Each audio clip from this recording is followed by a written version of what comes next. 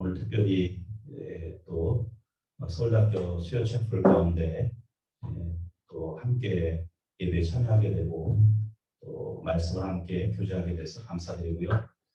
오늘 이렇게 특별히 또 이렇게 스튜디오에서 예배를 함께 드리는데요.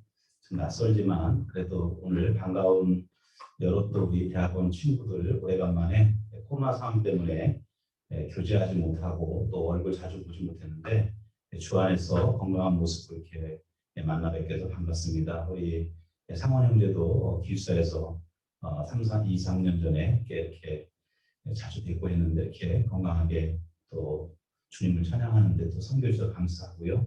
또 남성 교수님, 또 오래간만에 양성 교사님, 또 우리 양원사님 또 이렇게 주 안에서 이렇게 또 인사드리게 되고 뵙게 돼서 감사를 드립니다. 오늘 함께 이 시간에 나눈 말씀은 조금 전에 우리 찬양 인도자 사회자님께서 봉독해 드렸듯이 요한복음 4장 20절에서 26절 말씀을 가지고 아버지께 예배할 때가 이르리라는 제목으로 함께 은혜의 시간을 나누고자 합니다. 우리가 구약과 신약이 있는데 특별히 신약은 사복음서가 있죠. 마태, 마가, 누가, 요한복음이 있는데요.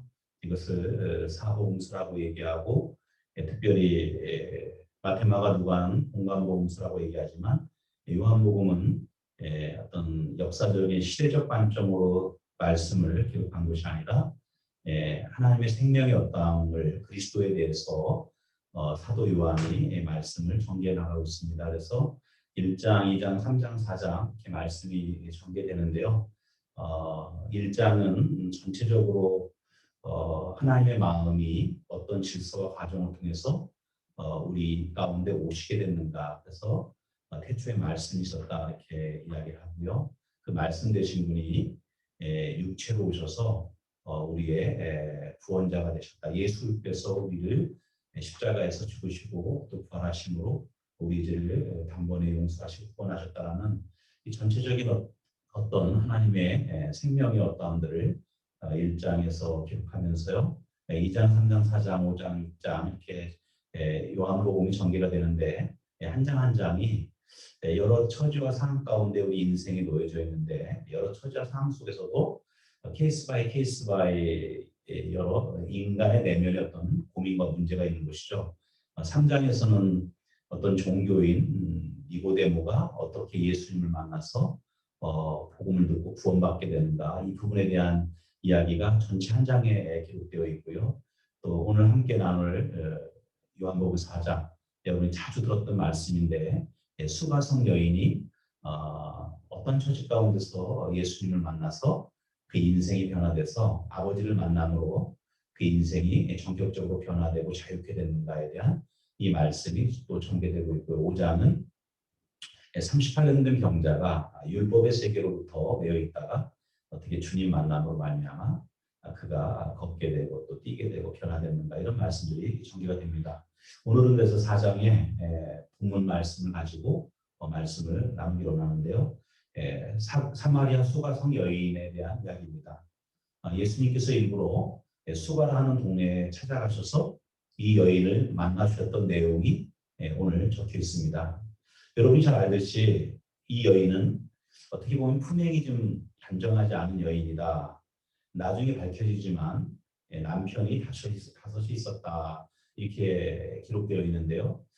본인이 원하든 원하지 않든 그만큼 여자의 일생이 원치 않게 한이 많고 또 팔자가 드센 어떤 인생을 살 수밖에 없었던 그런 한 여인의 이야기가 수가성 여인의 이야기가 요한복음 4장에 기록되었습니다.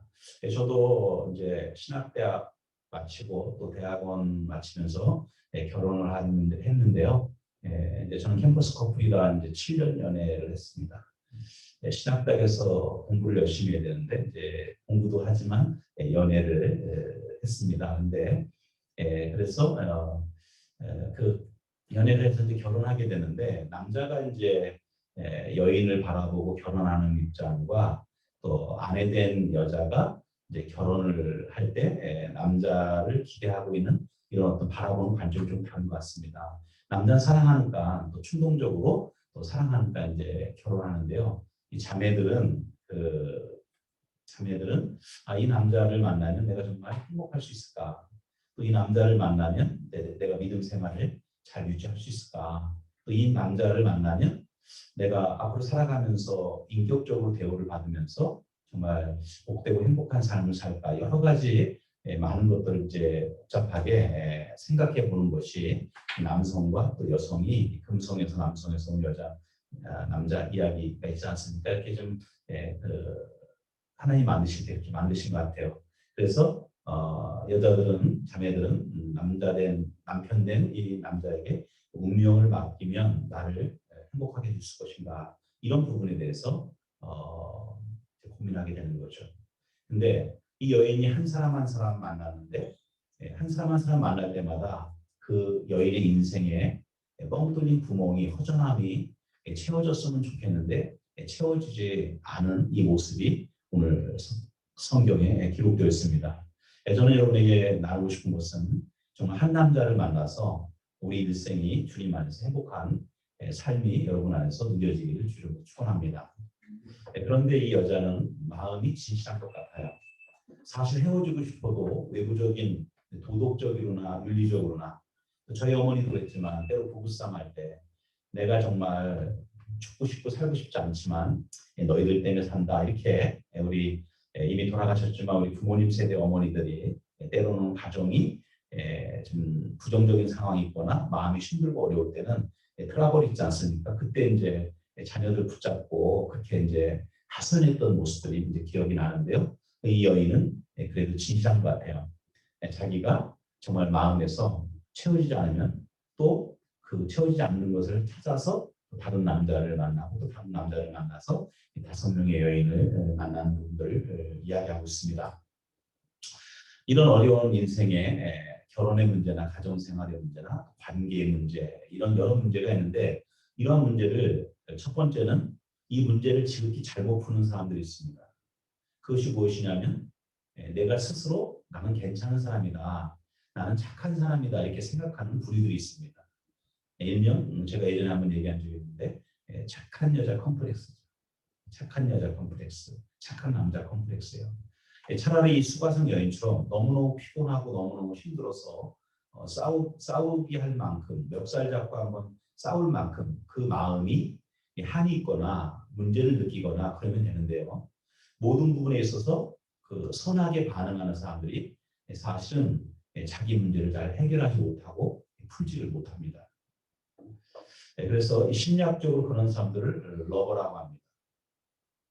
지하철표를 끊고 어떤 할머니가 있으면 도와드릴까요 할머니 이렇게 이야기한다든가 지금 공중전화 박스가 없어졌지만 핸드폰을 사용하지만 줄을 서고 있다가 이렇게 머뭇거리고 이제 전화기를 붙잡고 이렇게 있으면 카드 빌려드릴까요 이렇게 아주 친절하게 착하게 이렇게 살아가는 이런 사람들이 이제 그 착한 여인 컴플렉스에 있는 사람들이죠. 랩실에서나 아니면 대학원 생활하면서 또 회사 생활하면서 가정 생활하면서 관계를 맺게 되는데 자기를 잘 표현하지 못하는 사람들 또 상대방의 요구를 거절하지 못하는 이런 사람들이 혹시 부류 가운데 있다면 여러분의 인생의 실마리를 잘못 푸는 겁니다. 그래서 항상 고민하고 뭔가 방법을 찾고 그 문제에 대해서 고통이 생각하지만 그 문제의 실마리를 잘못 풀고 있다는 거죠. 좀 심하게 표현하면 좀 인생을 자기는 착하게 살고 있다고 생각하지만 함부로 살고 있다. 함부로 사는 사람이다. 이렇게까지 이제 표현해 보고 싶습니다. 남편의 문제가 있거나 자녀의 문제가 있거나 또 교수님과의 관계의 문제가 있거나 또 가정에서 부모 자녀 간의 관계의 문제가 있거나 이런 문제들을 풀 때 그걸 드러내지 못하고 자기가 이기려고 하는 거예요. 자기 자신의 그 문제를 이겨서 그걸 극복해 보려고 하는 거. 그 현상적으로 문제 해결이 되는 것 같지만 근본적으로 이 사람은 문제의 근본을 잘못 풀고 있다고 우리가 말할 수 있습니다. 그래서 이런 사람들은 일이 터지게 되어지면 억울함을 호소하게 되고요. 나는 그래도 잘 살았는데 나는 최선을 다했는데 다른 사람을 위해서 살았는데 난 억울하다. 정말 가슴을 치면서 하소연하는 이런 사람들 있죠. 근데 이 사람들이 일이 터지면 문제가 되는 거예요. 무엇이 문제냐면 관계에 있어서 일방적이라는 거죠. 즉 관계 안에서 문제를 풀어야 되는데 일방적으로 자기가 헌신하고 자기가 좋은 마음으로 대해주고 또 내가 참고 표현하지 않고 꼭 누르고 있고 이것이 어떻게 보면 되게 착한 사람이잖아요. 근데 이렇게 해서는 우리가 인생에 수많은 문제가 쌓여 있는데 이 문제를 해결할 수가 없다라고 오늘 요한복음 4장 말씀을 통해서 제가 여러분과 함께 나누고자 하는 부분입니다. 이러한 부분을 전제해서 소설화시키는 고전들이 있는데요. 세계 감성문학의 거장들이 있는데 첫 번째 사람이 여러분이 잘 아는 뭐예요? 모파상 여자 일생이고요. 오헨리 그다음에 안톤 체홉이라는 사람. 두 사람은 잘 알지만 문학을 좋아하지 않으면 잘 모를 수 있는데 안톤 체홉의 귀여운 여인이라는 책이 있습니다. 귀여운 여인 지금 나가죠. 그림 그리죠. 책자 보입니다. 이 귀여운 여인의 성은 올렌카입니다. 굉장히 이쁘고 또 귀엽고 다른 남자들에게 항상 어딜 가든지 묻고 또 인정받고 칭찬받는 그런 여인이 올렌카죠. 이 여인이 첫 번째 결혼한 사람이 쿠킨인데 이 사람이 극장 사장하고 결혼했는데 이 남자의 관계 안에서도 최선을 다해서 남자의 입장을 맞춰줍니다. 그런데 이 남자와의 관계도 오래가지 않고요. 두 번째 남자를 만났는데 큰 목재상을 하고 있는 바실이라는 사람을 만났는데 이 사람하고도 관계가 그렇게 좋게 끝나지는 않습니다. 세 번째 남자는 수의사 스미를린이라는 사람을 만났는데 여기서도 안톤 체홉은 세 남자를 오헨리를 만나게 하죠. 그런데 이 여인이 잘 되지 않습니다. 언제든지 남자에게 맞춰줍니다. 나는 원하지 않는데 당신이 원하면 내가 먹지. 이런 사람들 없죠. 자매님 그렇습니까? 그런 여인이 별로 없죠. 근데 이 여인을 먹어요. 남자가 원하면 남들로 맛이 없는데도 맛있다 이렇게 먹어줄 정도로 상대방을 배려하는 이런 사람이 있죠. 근데 이 사람이 괜찮을 것 같지만 관계를 하다 보면 지겹습니다. 나중에 상대방으로부터 버림을 받게 되는 거죠. 이 여자는 자기 아들 마지막 남은 샤샤와의 관계 속에서도 굉장히 큰 문제가 일어나는데요. 자기가 뭐가 옳은지 자기가 뭐가 그른지 몰라요. 항상 상대방에게 맞춰 살았기 때문에 자기 자신을 결정할 수 있는 자기 자신의 무엇인가를 선택할 수 있는 그 의지와 힘이 없는 것입니다. 이것을 뭐라고 하죠? 결정장애라고 얘기하죠. 오늘 저녁 예배 끝나고 뭐 드실래요? 야식 좋아하나요? 우리 비전하우스 야식 잘 먹거든요. 살이 안 찌신 거 보니까 야식 별로 안 좋아하는 거예요. 어제도 좀 축구하고 제가 빵 좋아하시는군요. 내가 서울대 성사학당 지도 목회자이기 때문에 이제 마태복음 말씀을 나누고 이제 또 용산 아디다스몰 가서 이제 9시부터 11시까지 축구하고 오거든요. 코로나인데 마스크 쓰고 축구합니다. 지옥 훈련이죠. 해병대도 아닌데 이렇게 이제 하다가 와서 이제 예전에는 이제 야식을 같이 20, 30대 청년들하고 맞춰서 사역을 하다 보니까 다 먹습니다. 그래서 좀 살이 좀 찐 것 같습니다. 근데 최근에는 지금 샤워만 하고 잡니다. 그럼 새벽 2시까지 계속 좋아. 남자들도 수다가 많아요. 근데 하여간 중요한 것은 자기가 무엇을 좋아하는 줄 모르고 그렇기 때문에 결국 이 올렌카라는 귀여운 여인에 나온 주인공은 자기 존재감을 상실해버리는 거예요. 이런 여인, 이렇게 살아가는 사람들이 거의 가정의 문제, 관계의 문제, 회사에서 관계의 문제, 또 랩실에서 교수님과 또 선후배의 관계, 사수와 부사수의 관계 문제, 이런 문제가 있으면 일은 잘하는데 끄끄거리고 문제를 못 푸는 거죠. 랩실을 나가버리기도 하고요. 욱하고 그만두기도 하고요. 이 관계의 문제를 해결하지 못해서 그렇습니다. 철저하게 자기로부터 뭔가를 찾아내려 하니까 어려워진 것입니다. 이런 사람들을 심리학적으로 보면 결정장애다 이렇게 제가 말씀드렸습니다. 뭔가를 어떻게 선택해야 될 줄 몰라요. 매일 상대방에게 맞춰 살기 때문에 자기의 문제를 모르기 때문에 실마리를 관계 안에서 못 푼다는 거죠. 여러분 문제를 해결하려면 여러분 내면에 있는 문제를 드러내시기를 주님 바랍니다. 아멘.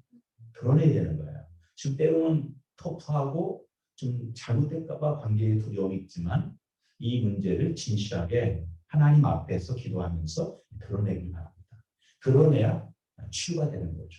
이 종기가 굶었으면 아프다고 놔두고 걷다가 이명래고약을 잘 모르실 텐데 예전 사람들 아는데 안티프람이나 이명래고약이 아주 요즘 코로나 바이러스 뭐에 좋아요?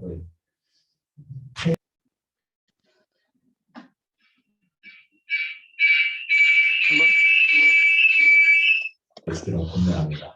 그런데 오늘 본문에 나오는 이 수박한 여인은 남자를 만나도 그 남자로 인해서 마음이 많습니다.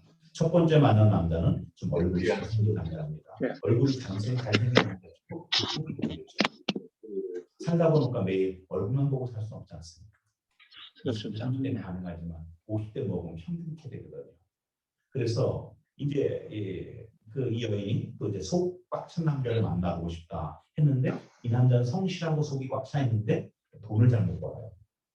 그래서 돈 많은 남자를 좀 만나고 싶다 해서 돈 많은 남자를 만나는데 이 돈 많은 남자들은 장사꾼의 기질이 있거든요.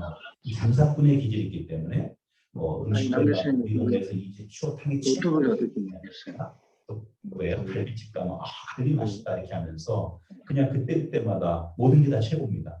근데 뭐 저 같은 목회자나 군인이나 교수님들 또 뭐 선생님들 죄송합니다. 고지식 한 명이 좀 있잖아요. 그래서 좋은 거지 시험이 싫지만 최고다 이런 얘기를 못하는데 장사꾼의 기질 있는 사람, 돈 잘 버는 사람들은 그렇게 해야만 전업을 계속하면서 사업이 유지되고 돈을 버는 거거든요. 그래서 또 다 좋은데 그러니까 뭐 이 장사꾼의 기질 있는 남편은 돈을 잘 갖다 주지만 또 때로는 뭐 다른 여인에 대해서 눈길을 주고 이 여자 저 여자 또 눈길을 주니까 또 그것이 기분이 아픈 거예요. 그래서 이제는 어떤 남자를 만나고 싶습니까? 계속 그렇게 남자 한 사람 한 사람을 바꿔 가지만 결국은 그 마음이 공허함들이 채워지지 않은 이 이야기가 여러분이 잘 아는 요한복음 4장에 나와 있는 수가성 여인의 이야기입니다. 이 남자 저 남자를 바꿔보아도 마음이 안 채워진다는 거죠. 공허한 심정의 여인이 이 사마리아 여인의 여인입니다. 이 여인은 지금까지는 자기 모습을 드러내지 않았죠. 그래서 속이 어떻습니까? 속은 얽힌 실타래입니다. 흑암이 깊음 위에 있고 그 안에 행복이라고는 전혀 상상할 수 없을 정도로 마음이 2겹, 3겹, 4겹 이렇게 자기 마음은 쓰레기와 같은 그 어두운 마음들 그런 여인이 바로 이 수가성 여인입니다.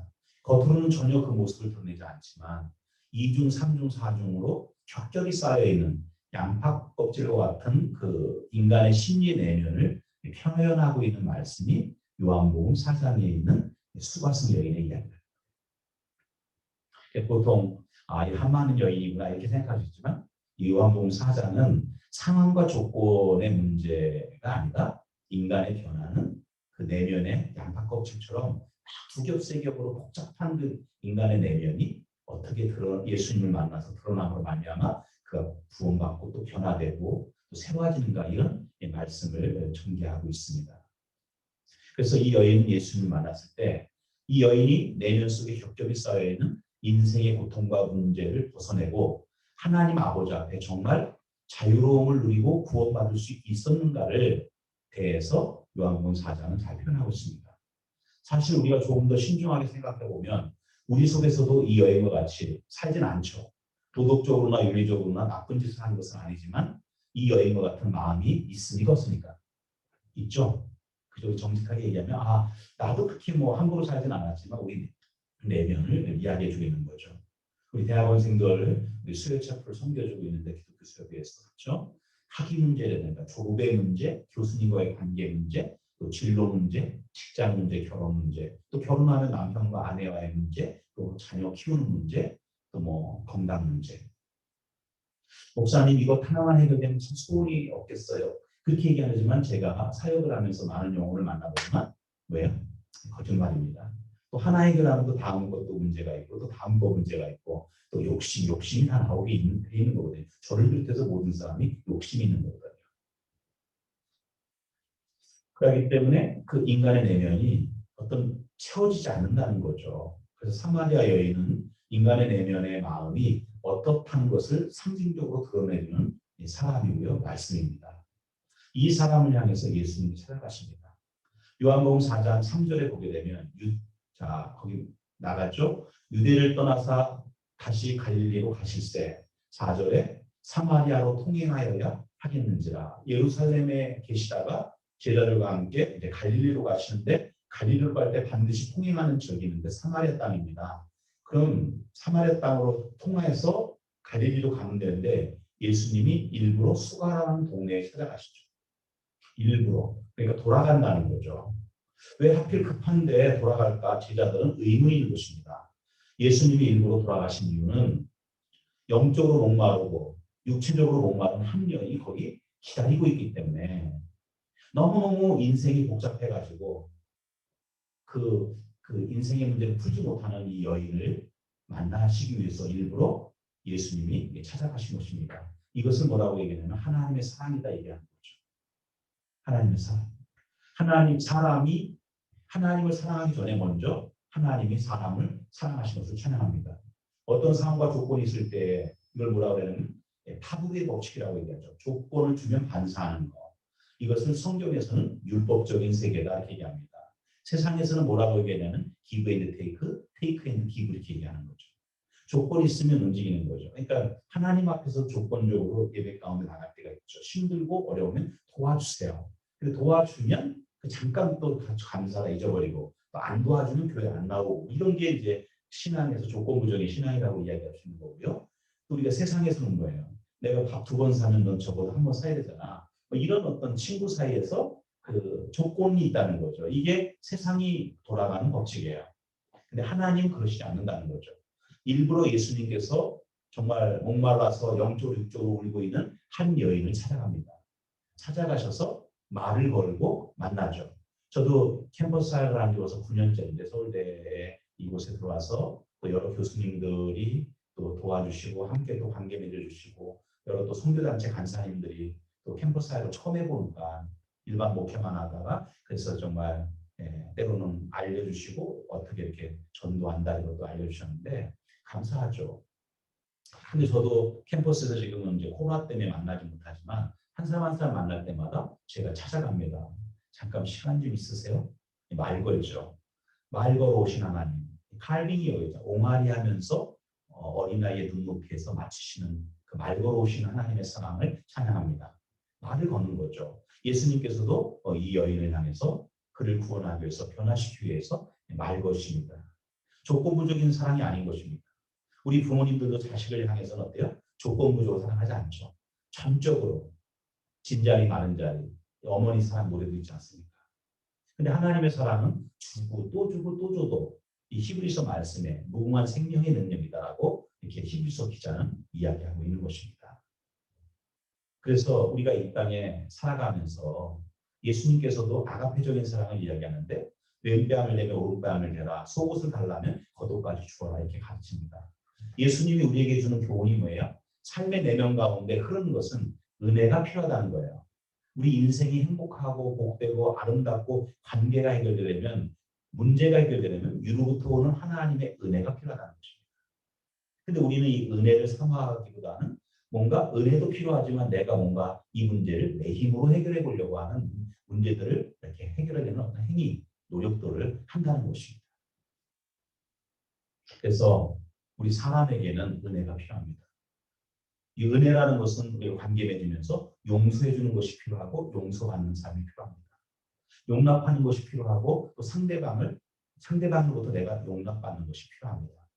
예수님께서 복잡한 사마리아 여인을 향해서 먼저 찾아가셔서 그를 기다린 것을 찬양합니다. 하나님께서 인생의 문제를 알기 때문에 인생의 문제를 하나님께 기도하기 전에 하나님께서 먼저 찾아가셔서 우리를 인생의 길목에서 기다리고 있는 거예요. 누가복음 15장에도 집 나간 탕자를 항상 마을 어귀에서 길목에서 기다리고 있는 거죠. 여러분 사역을 잘 하시려면 영혼을 만나려면 길목에서 딱 기다리다가 만나기 바랍니다. 예수님이 그렇게 찾아갔죠. 로마서 5장에도 나오죠. 5장 8절에 우리가 아직 죄인 되었을 때 경건할 때 아닙니다. 우리가 의로울 때가 아닙니다. 우리가 아직 죄인 되고 우리가 경건하지 않고 또 의롭지도 아니할 때 그리스도께서 우리를 위하여 죽으심으로 하나님께서 우리에 대한 자기의 사랑을 확증하셨다고 말씀합니다. 인생의 문제가 어떻게 풀려지는가를 여러분에게 설명하는데 사람들이 여러분 주변에도 많은 문제와 어려움이 있습니다. 코로나로 인한 어려움, 사업의 어려움, 또 그다음에 학업에 대한 어려움, 또 인생을 어떻게 행복하게 살 것인가에 대한 방법론적인 어려움, 또 관계 어려움, 또 우리의 재정적인 물질적인 어려움, 건강의 어려움, 수많은 문제가 있는데 이 문제를 반복적으로 풀 것인가? 그래서 관계가 풀려지지 않는다는 것입니다. 만약에 우리가 무엇을 입을까 먹을까 마실까 문제를 적극적으로 접근해 가지고 문제를 해결하면 되지 않는다는 거예요.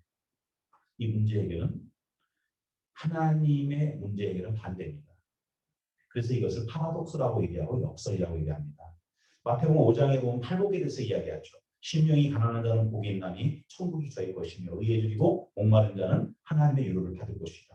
심령이 가난하고 의에 줄이는데 힘들고 답답하죠. 오라 공부한 사람이로다. 이 사망의 몸에서 우리를 누가 건져내랴. 답답해서 정말 힘든 거잖아요. 근데 성경은 힘들어 죽겠는데 뭐라고 얘기해요? 천국이 너희 것이다. 유로를 받을 것이다. 이렇게 역설적으로 하나님의 세계를 하나님의 나라를 이야기하고 있는 거예요. 나는 복이 안 되더라도 하늘에서 돈벼락 좀 맞아봤으면 좋겠다. 뭐 이런 심정이 있잖아요. 심릴 때는. 그러기 때문에 많은 사람들은 교회를 다니든 안 다니든 인생의 문제를 하나님과의 관계 안에서 풀기보다는 바깥의 상황에서 문제를 해결하려고 하는 거예요. 내 영혼이 잘 되는 것 같습니다. 근데요. 여러분 바깥에서 문제를 해결하는 것이 아니라는 거죠. 밖에 있는 것이 해결된다고 속에 있는 심령의 문제가 해결되지 않습니다. 영혼의 문제가 해결되지는 않습니다. 구원의 문제가 해결되지는 않습니다. 우리의 내면 가운데 근원에 대한 문제가 해결되어야만이 하나님과의 관계가 해결되어야만이 바깥에 있는 문제들도 질서 있게 하나하나 과정을 통해서 이렇게 열매 맺고 또 풀려질 줄 믿습니다. 정말 많은 딱 한 조각만 있어도 남편과 아내가 화목할 수 있는 아버지가 예배드리고 자녀들이 손들고 찬양할 수 있는 그런 가정이죠. 랩실에서도 연구 성과가 좀 나오든 많이 나오든 논문이 아웃풋이 나오든 안 나오든 스승과 제자가 정말 아버지와 아들의 마음으로 스승을 아버지로 대하고 스승은 연구생들을 자녀로 대할 수 있는 그런 캠퍼스가 되길 기도합니다.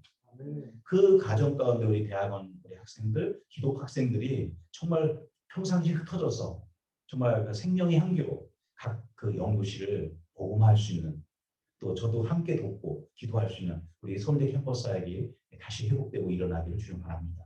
이런 영역들을 우리에게 말씀을 하고 있는 것입니다. 그래서 사람이 뭔가 시험에 한번 합격하죠? 그럼 좋습니다. 또 진급하면 좋죠. 연봉이 올라가면 좋죠. 잠깐은 기뻐요. 아파트 15평에서 23평 사면 감사하고 23평에서도 28평, 30평 사면 또 기쁘죠. 잠깐은 기쁩니다. 이것을 밖에서부터 오는 기쁨이다 이렇게 얘기하는 거죠. 우리 영혼들이 채우지는 않습니다. 내 영혼이 기쁘진 않아요.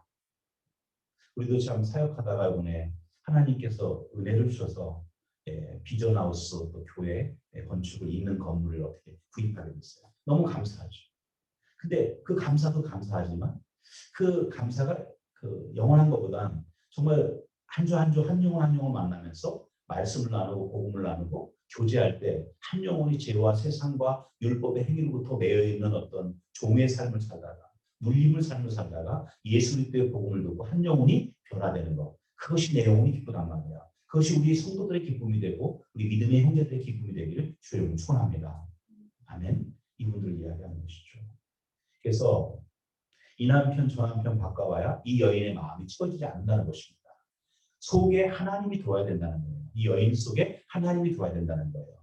그 속에 영생의 말씀이 들어와야 된다는 거예요. 그래야지만이 우리 영혼의 문제는 채워질 수 있습니다. 요한복음 4장 성경에 있는 진리의 말씀과 가정에 적용하고 순종하는 삶이 되기 바랍니다. 이 여인도 마찬가지였습니다. 왜 12시에 물길로 왔을까요? 다 이른 아침에 물길로 왔는데 12시 오면 물이 다 바닥이 보이거든요. 근데 12시에 때학교에서 물길로 온 이유가 있는 거죠.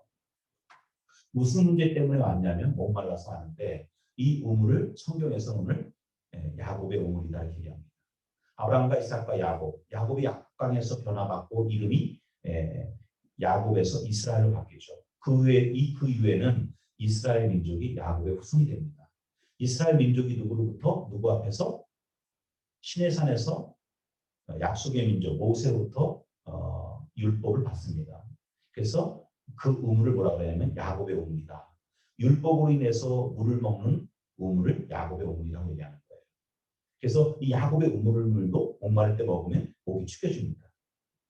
우리가 하나님 앞에 뭔가 옳아서 행위를 하면 그때 잠깐 내 신앙이 지켜지는 것 같습니다. 또 돌이켜지면 또 내 마음은 영혼은 채워지지 않습니다. 그것이 바로 야곱의 우물물이다. 율법의 세계다. 이렇게 성경은 우리에게 말하는데, 그래서 오늘 두 우물을 얘기하는 거예요. 내가 주는 물은 영원히 목마르지 않은 물이고, 너희 조상 야곱의 우물물을 먹는 것은 잠깐 상황적으로 뭔가 내 영혼을 어떤 내 기쁨 잠깐 기쁘긴 하지만 또 고갈되어서 또 공허해지고 허전할 수밖에 없는 우리 인생의 모습을 이 여인을 통해서 우리들에게 말씀해주고 있는 거죠. 두 우물이 있다는 거예요. 이 여인이 살 수 있는 두 가지가 있어요. 4장 5절 13절 제가 읽겠습니다. 거기 나갔죠. 사마리아에 있는 수가라는 동네에 이르시니 야곱이 그 아들 요셉에게 준 땅이 가깝고 6절 거기 또 야곱의 우물이 있더라. 이줄이죠. 야곱의 우물이 있더라. 예수께서 행로에 권하여 우물 곁에 그대로 앉으시니 때가 제 6시쯤 되었더라. 7절에 사마리아 여자 하나가 물을 일러 왔으며 예수께서 물을 좀 달라 하시니 이는 제자들이 먹을 것을 사러 동네에 들어갔으며라. 9절에 사마리아 여자가 가로되 당신은 유대인으로서 어찌하여 사마리아 여자 나에게 물을 달라 하나이까 하니 이는 유대인이 사마리아인과 상종치 아니함이로라. 10절이 중요하죠. 키워드입니다. 요한복음 전체를 풀 수 있는 키워드예요. 자, 함께 읽어볼까요? 예수께서 대답하여 가라사대 내가 만일 하나님의 선물과 또 내게 물을 달라 하는 이가 누구인 줄 알았다면 내가 그에게 구하였을 것이요 그가 생수를 내게 주었으리라 이렇게 말하고 있죠. 그러니까 예수님께서 물을 달라고 한 건 사실 그 여인의 어떤 내면의 문제를 풀려고 관계를 맺으려고 요청한 거고요. 정말 내가 물을 달라고 하는 하나님의 아들 예수 그리스도가 너에게 어떤 존재인가를 알았다면 네가 그동안 야곱의 우물물을 먹고 살았는데 네가 정말 영원히 어떤 상황의 문제로 해결되는 게 아니라 정말 예수를 통해서 하나님을 만나게 되는 그런 영생에 목마르지 않은 영원히 목마르지 않은 물을 내가 너에게 주겠다. 이 얘기를 하고 있는 것입니다. 그러니까 신앙의 어떤 시작의 주체가 내가 아니라는 거죠. 아까 하나님께서 로마서 5장 우리가 아직 죄인 됐을 때 찾아오셨고 그 다음에 어때요? 오늘 말씀에서 일부러 수가라는 동네에 예수님께서 찾아가셔서 한 영혼을 구원하고자 하는 한 영혼을 세우고자 하는 그 하나님의 사랑이 실질적으로 표현되어 있다는 것입니다. 11절에 여자가 가로되 주여 물기를 그릇도 없고 이 우물은 깊은데 어디서 이 생수를 얻겠사나이까. 12절 우리 조상 야곱이 이 우물을 우리에게 주었고 또 여기서 자기와 자기 아들들 또 짐승이 다 먹었을 때 당신 야곱보다 더 크나이까? 이렇게 질문합니다. 13절 예수께서 대답하여 가라사대 이 물을 먹는 자마다 다시 목마르니와 이렇게 얘기하죠. 야곱의 우물을 또 먹고 또 먹으면 잠깐 동안은 목이 축여지지만 다시 목마를 수밖에 없는 세상의 짠물입니다. 여러분 세상의 짠물 먹고 살고 싶습니까? 예수 그리스도 통해서 주시는 하나님의 은혜의 샘물 영원히 목마르지 않은 그 물을 우리 사모합니까? 이걸 질문하셔야 되는 거예요. 이 여인이 이 말을 보고 깜짝 놀라죠. 왜 깜짝 놀랍니까? 자기가 남편을 갈아보았지만 이 남자 저 남자 5명의 남편의 물을 뽑아 먹어봤지만 또 공허하고 허전한 상태에 있었는데 이 물을 먹는 자는 다시 목마르다는 거예요. 속에 있는 심정이 들통나버렸습니다. 깜짝 놀라가지고 마음이 이제 집중되는 거죠. 그러면서 당신은 선지자입니까? 이렇게 질문하는 거죠. 이게 예사롭지 않다는 거죠. 예수님께서 대화를 해보니까 이 부분을 얘기하는 것입니다. 내가 먹는 물은 다시 목마르다. 얼마나 적절한 말씀인지 몰라요. 맞습니다. 네, 맞습니다. 그런데 여기에서 새로운 우물을 말씀해 주십니다. 내가 너희에게 주는 물은 영원히 목마르지 않고 그 안에서 솟아나는 샘물이 되리라. 짠물이 있다는 것입니다. 14절 내가 주는 물을 먹는 자는 영원히 목마르지 아니하리니 나의 주는 물은 그 속에서 영생하도록 솟아나는 샘물이 되리라 기대합니다. 세상이 주는 우물이 있고요. 하나님이 주시는 우물이 있는데 내가 어떤 물 먹고 살래? 이 질문입니다. 예수님께서 한 여인을 구원하고자 변화시키고자 찾아갔단 말이에요. 수고하고 무거운 좀 해결하고자. 너 무슨 물 먹고 살래? 너 마음의 진실이 뭐야? 네 문제가 뭔지 아니? 이렇게 예수님께서 이 여인과 대화하고 있는 거죠. 그 물을 먹어도 세상의 물은 또 허전해집니다. 다시 패배스럽고 절망스럽고 세상 의지하지 말고 여러분 사시길 바랍니다. 예수께서 주는 이 물을 먹고 사는 믿음의 사람이 되길 주를 축원합니다. 그래서 물을 바꾸시기 바랍니다. 내가 어떤 물을 먹고 살 것인가를 여러분 영적 정체성을 명확하게 하길 바랍니다. 그래서 이 여인이 그 물이 있으면 내게 주세요. 그 물 좀 주세요 하면서 그 마음에 소망하게 됩니다. 15절 여자가 가로되 주여 이런 물을 내게 주사 목마르지 않고 또 여기 물 길러 오지 않게 하옵소서. 이 여인의 상태가 물의 문제가 아니라 실제로 누구 문제예요? 남편의 문제죠. 남편의 문제였더니 사실 내가 왜 이렇게 결혼을 잘하지 못할 수밖에 없는 것은 사마리아 여인이기 때문에 그 당시에는 북이스라엘을 피가 섞였다고 해서 개다 이렇게 표현했단 말이에요. 아주 성경에서 종교적으로. 그러니까 그 신분이 좋지 않기 때문에 내가 좋은 집에 결혼할 수가 없다는 거죠. 그래서 그런 혈통의 문제인데 혈통의 문제도 아니고 내면의 문제가 있는 것입니다. 그 문제가 무엇인가를 가만히 살펴봤더니 내가 어디서 예배드리는 것이 합당하냐 이 질문은 엉뚱한 신을 자기가 쫓고 있다는 거예요. 사람의 내면 속에 담겨져 있는 문제가 양파껍질 같습니다. 그리고 사람과 이렇게 만나면 화장도 하고 옷도 잘 입고 멀쩡해 보여도 정말 서로 신뢰가 되면 조금씩 하다 보면 정말 그 안에는 수많은 정말 눈물 흘리지 않으면 듣지 못할 그런 사연에 있는 이야기를 듣게 됩니다. 멀쩡해 보이는데 정말 그 내면을 들추고 들어가면 정말 우리 인생이 괴물이에요. 하나님의 사랑이 없으면 우리가 들을 수 없는 그런 이야기들이 숨겨져 있다는 거예요. 그래서 이 숨겨진 이야기가 이제 예수님을 통해서 드러납니다. 남편의 문제가 견고하지 않으니까 부끄러워서 온 것입니다. 근데 그 문제가 아니라 고리에 고리를 물어서 뭐예요? 사건과 상황 때문에 어려운 줄 알았더니 그것이 아니라 내면의 문제가 있다는 거예요. 여기 컵이 없죠. 이게 물인데 저 보세요. 했습니다. 여기 보세요. 예, 여기 보세요. 제가 칠게요. 죄송합니다. 물이 튀었죠. 왜 튀었어요? 네, 되게 쳤죠 목사님이. 맞아요? 아니죠. 제가 물이 많기 때문에 다 먹지 못하겠습니다. 시간도 많이 안 남았기 때문에 물이 있기 때문에 친 거죠. 만약에 빈 컵이라든가 빈 물통이라면 거꾸로 뒤집어도 물이 셀까 안 셀까요? 그러면 쳤다는 건 상황의 문제죠. 상황과 조건의 문제죠.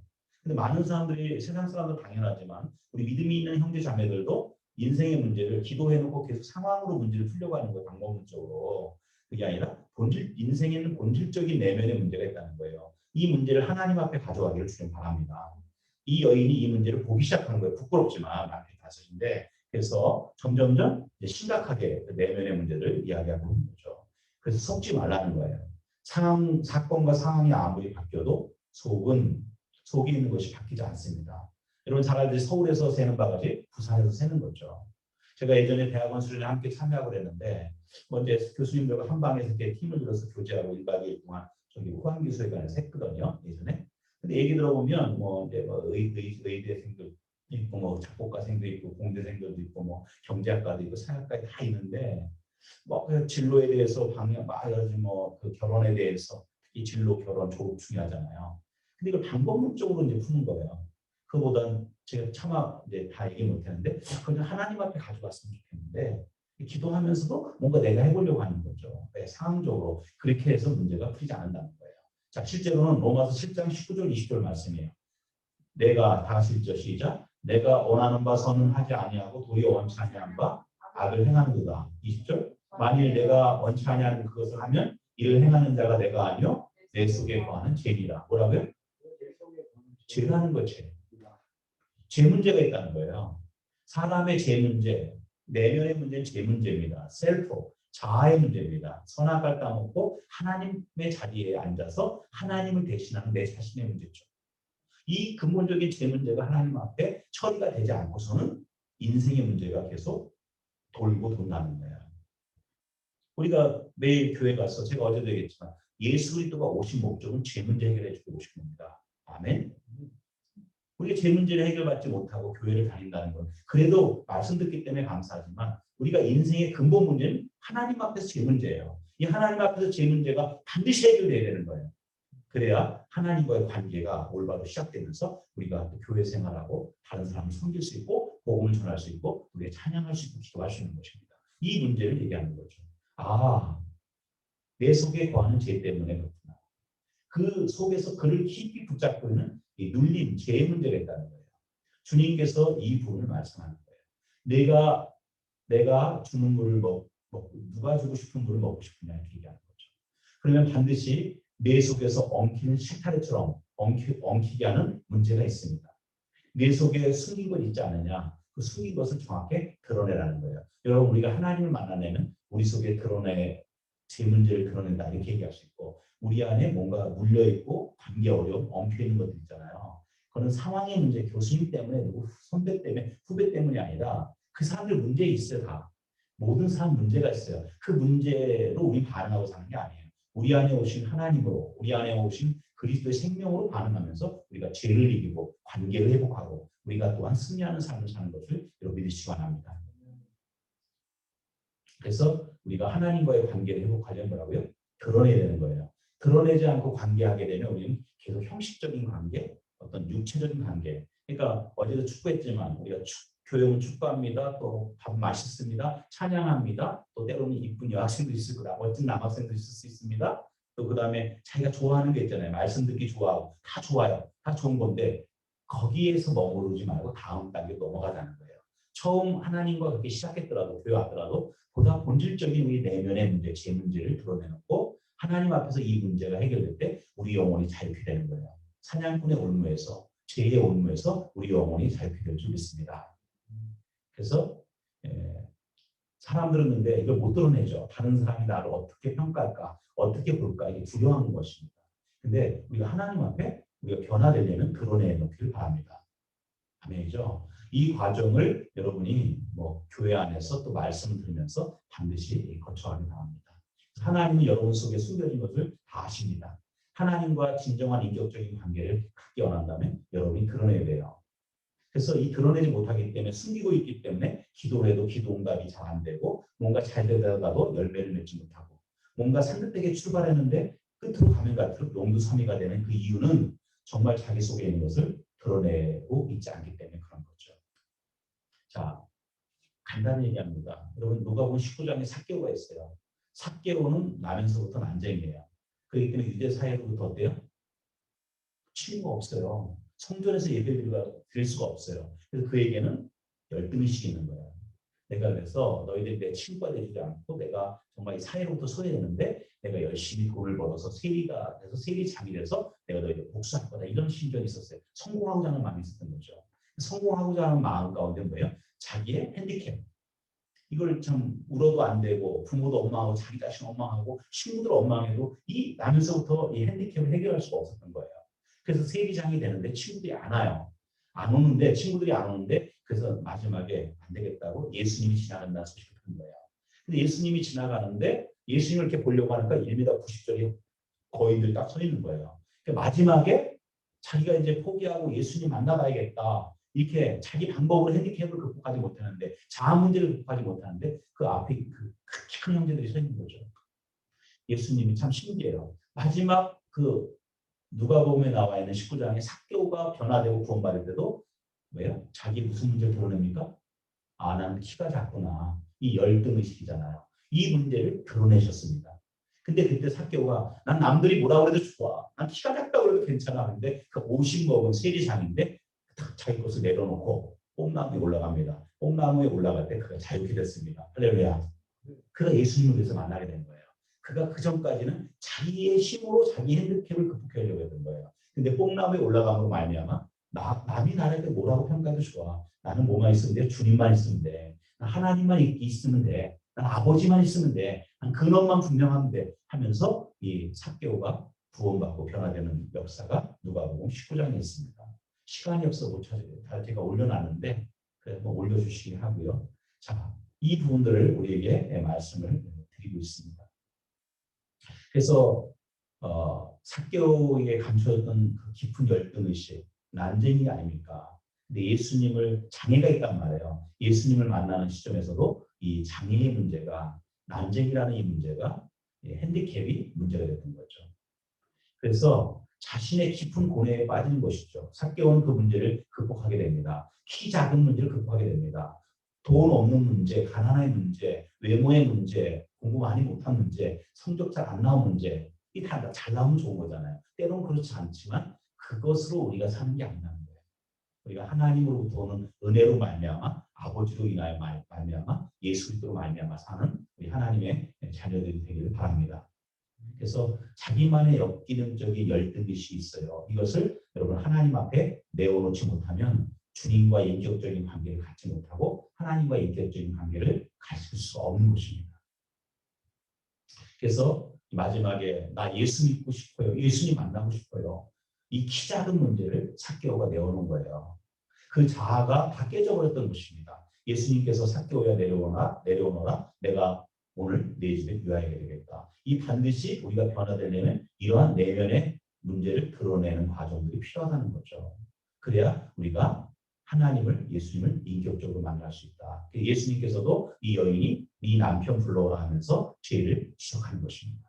처음에 이 여인이 물 문제, 남편 문제인 줄 알았더니 무슨 문제예요? 혈통 문제. 혈통 문제인 줄 알았더니 뭐예요? 종교 문제. 결국 오늘 본문이 뭐예요? 아버지께 예배할 때가 오니라 얘기하죠. 아버지께 예배할 때가 온다는 것은 예배학적으로 예배를 얘기하는 게 아니에요. 그렇게도 볼 수 있지만 진정한 예배는 뭐냐면 아버지 앞에 아들로 쓰는 것입니다. 할렐루야. 아멘. 그러니까 이 여인은 그동안 뭐예요? 예수님을 만나기 전에는 그가 고아처럼 살았단 말이야. 고아처럼. 그래서 자기가 자기 인생을 책임져 보려고 막 노력했던 것이죠. 근데 예수님을 만나면서 대화를 해보니까 뭐예요?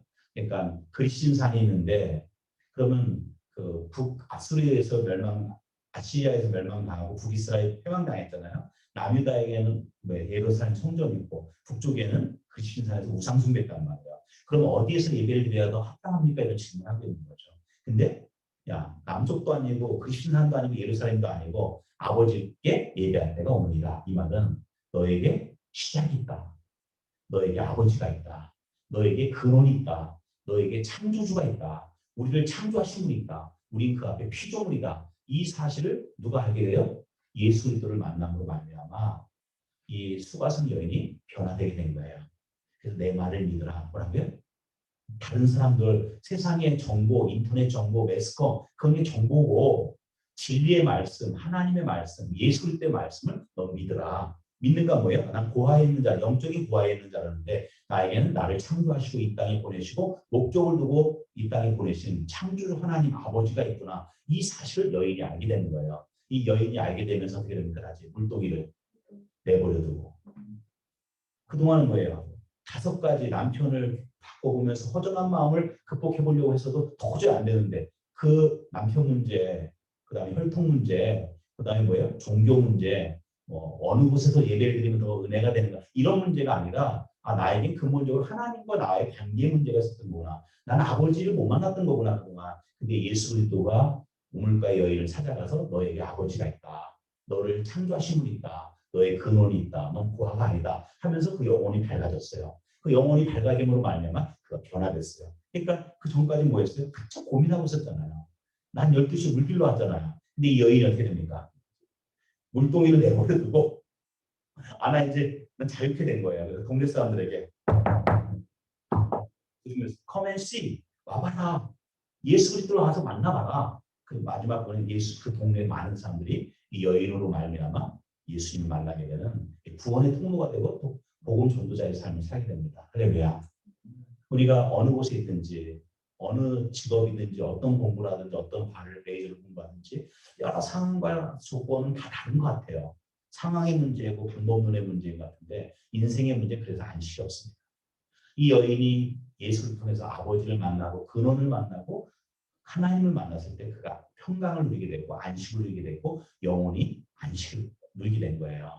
뭐를 해도 채우지 않았는데 그러므로 말미암아 그가 이제 아버지를 증거하는 복음을 증거하는 그 한 사람의 놀라운 변화가 있는 것을 찬양합니다. 말씀을 마칩니다. 내 말을 들으라는 거예요. 여러분 누구 말을 듣습니까? 오늘도 눈을 뜨면 아침부터 스마트폰으로부터 수많은 정보가 떠돌아다닙니다. 정치나 교육이나 많은 부분.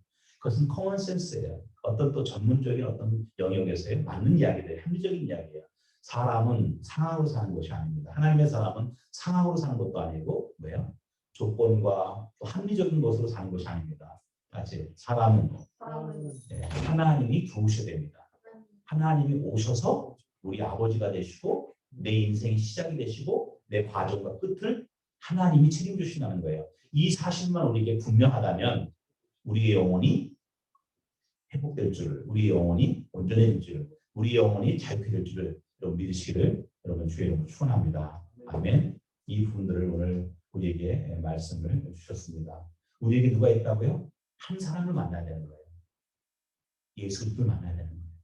내가 누구를 만나야 되는 인생이 바뀌는데 우리가 많은 정보들이 있지만 여러분 청년의 때에 정말 일찍이 예수 그리스도의 복음을 듣고 하나님 아버지를 인격적으로 만나고 말미암아 여러분이 하나님의 사람이 되고 인생의 목적이 하나님이 되고 그리스도가 되는 말미암아 어떠한 여러 가지 직장과 직업과 또 교수님이 되고 여러 가지 영역에서 많은 일들을 할 텐데 그 속에서도 주님을 전하고 이 여인처럼 커맨시에 와봐라. 커맨시 뿐 아니라 여러분이 복음을 나누고 전하고 또 한 사람을 양육하고 하나님의 사람으로 세우는 하나님의 예수 그리스도의 제자들로 세워지기를 또 그런 공동체로 세워지기를 그런 가정이 되기를 그런 캠퍼스가 되기를 모든 또 선교단체가 되기를 주의 이름으로 축원합니다. 아멘. 기도합니다. 하나님 아버지 감사합니다. 오늘도 귀한 시간 우리에게 허락해 주셔서 수가성 여인의 내면의 문제를 예수님께서 아시고 미리 찾아가 주셔서 그 영혼의 문제를 하나하나 엉킨 실타래를 교제하면서 그 인생의 문제를 풀어가시면서 인생의 문제가 상황과 조건과 어떤 방법론의 문제가 아니라 너에게 아버지가 없다는 것인데 예수님을 만나면서 너에게 아버지가 있고 너를 창조하신 근원이 너를 시작하신 분이 있고 네 인생의 영혼의 주가 있다라는 그래서 영혼의 뻥 뚫린 구멍에 주님이 오심으로 하나님의 생명이 들어오므로 영원하신 말씀이 들어오므로 그 수가성 여인이 온전케 되고 자유케 되고 모든 것으로부터 방법론으로부터 매였던 것부터 자유케 되는 변화와 구원의 세계를 열어주신 주님을 찬양합니다. 이 은혜가 오늘 말씀 가운데 함께한 영혼들 안에서도 함께 화답되어지고 또 아멘되어지고 이 은혜를 또한 나눌 수 있는 또 우리 공동체가 되기를 주님으로 축원합니다. 이 모든 말씀 예수님의 이름으로 기도드립니다. 아멘.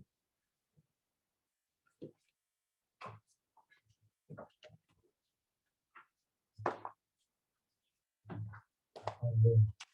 오늘 말씀이 너무 좋았습니다. 그리고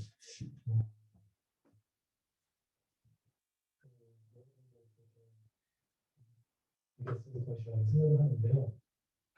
오늘 말씀 가운데 이제 이 여인 세워지지 않는 그 무언가 예수님을 만나는 것으로 채워지고 야곱의 물을 이제 끌어갈 때에도 사람들이 많이 없을 때를 일부러 정해서 사람들이 피해서 갔는데 예수님을 만나고 마을에 가서 사람들을 찾아가서 너무 기뻐가지고 복음을 전하는 그것을 생각하면 참 진리가 우리의 인생에 자유함을 주고 그리고 소생케 하고 온전케 한다는 것을 저는 믿습니다. 아멘. 네. 그러면 오늘 이제 수요예배를 이제 마무리하는 가운데 있는데요. 일단 서로 이렇게 축하하는 시간을 가졌으면 하는데 그 상원 잠깐 그 축복의 통로 쳐줄 수 있어요?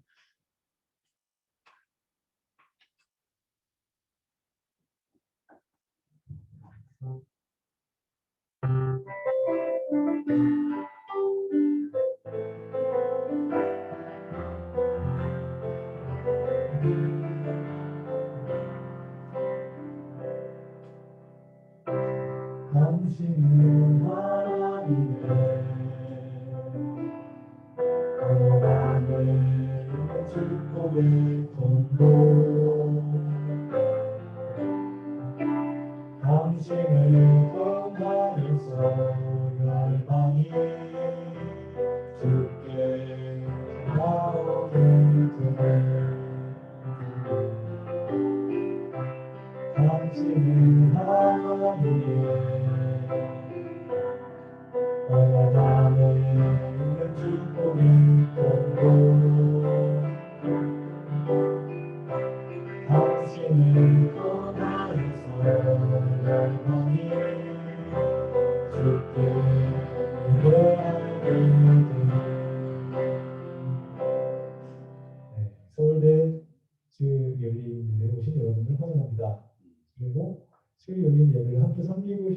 우리는 예배 후에 새벽에 말씀해 주시길 바랍니다. 다음 주는 황대원 목사님께서 말씀 전해 주십니다. 모두 참석해 주셔서 은혜 많이 받으시길 바랍니다. 헌금 시간은 별도로 준비되어 있지 않습니다. 오신 분들은 직접 헌금을 하실 수 있습니다. 그리고 모임 광고들이 있는데요. 매주 월요일 오후 9시에서 10시 대학원 기도 모임이 있습니다. 대표는 김다빈입니다. 혹시 궁금하시다면 나의 진단이나 저에게 물어보시면 됩니다.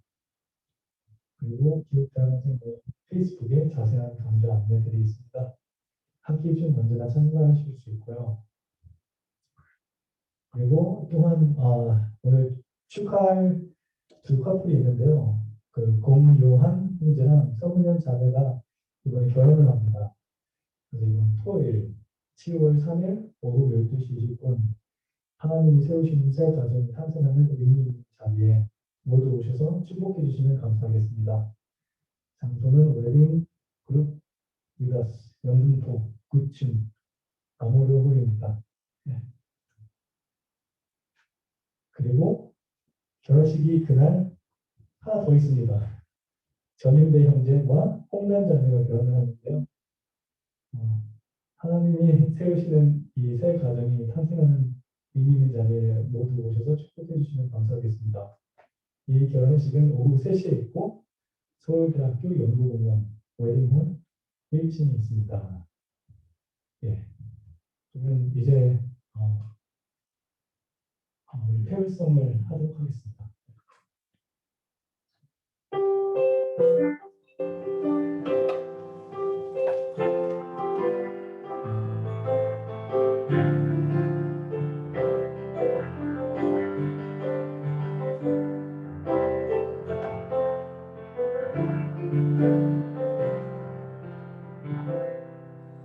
주님 말씀하시면 내가 나가리라. 주님 말씀하시면 내가 나가리라. 너희라고 소리가 주님 뜻을 있으니 오주니 나를 이끌소서. 주님 말씀하시면 내가 나가리라. 주님 뜻이아니면 내가 먼저 서리라. 내가 모서리라. 주님 뜻을 있으니 모주니 나를 이끌소서. 뜻하신 그곳에 나 있기 원합니다. 이끄시는 대로 순종하며 살리니 연약한 내 영혼 구하여 일하소서. 주님 나라 그 뜻을 위하여 뜻하신 그곳에 나 있기 원합니다. 이끄시는 대로 순종하며 살리니 연약한 내 영혼 구하여 일하소서. 주님 나라와 그 뜻을 위하여 내 주님 이끌소서.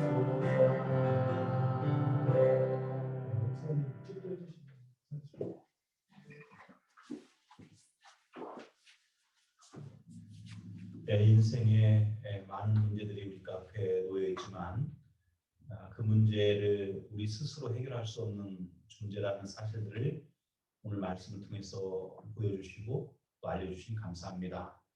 오직 모든 인생의 문제가 마귀의 주 대신 그리스도 안에서 인생의 맞서기 되시고 우리 인생의 모든 문제의 열쇠 대신 주님으로만 모든 문제가 해결된다라는 이 사실들을 우리에게 선포해 주시니 감사합니다.